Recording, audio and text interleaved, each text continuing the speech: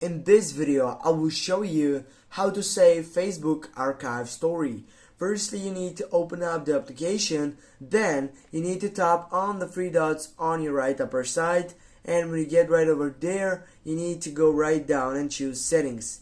When you go to your settings side, you need to scroll down again and you're gonna find out your information selection, in which you're gonna select the first side, activity log. Just go on that side, and guys, here you can simply go over and check out your story sites on your Facebook account. Just go archive, and here when you find out the story session which is available site here on the first side, here you can select, for example, I will go with this photo right now.